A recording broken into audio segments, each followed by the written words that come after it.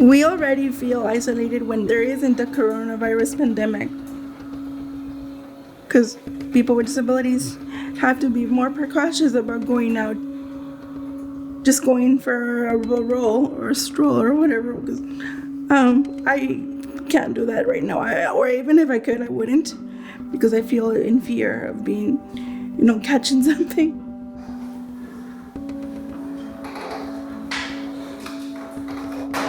The way I've seen that the coronavirus now has impacted our disability community, you depend on somebody, for example, a personal assistant, to come to your home and get you out of bed, get you a meal.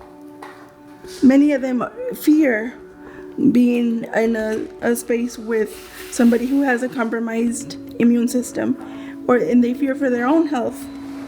They're not showing up to work.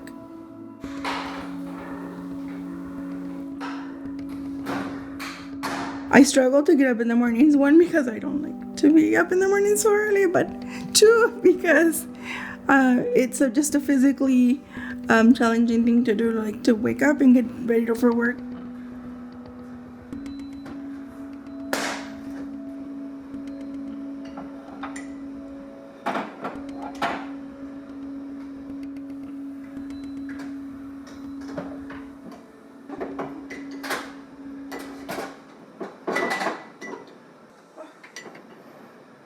Okay, people, thank you for being in the meeting today. It still motivates me to go into work and figure out, okay, so how are we changing the world? I would be more fearful of him being in the hospital. I work at Access Living. We promote and advocate for the rights of people with disabilities. We've developed a disability response team to help in the needs of those who are being impacted by COVID.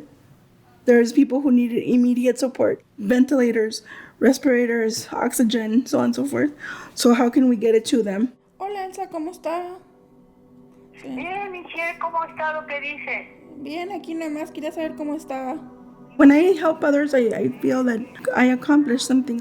Even if it's minimal, like providing a listening ear to call somebody to say, hey, how are you doing?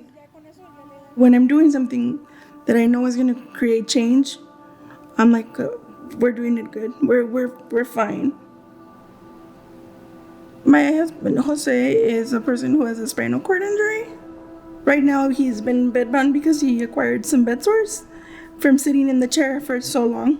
It happens to any of us that sit in a chair for, I sit in it for 24 hours with some assistance.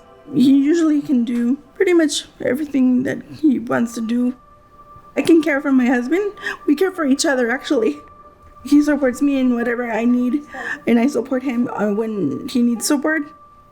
Because of the coronavirus, if my husband gets an infection and he needs to go to the hospital, it could potentially put his life at risk.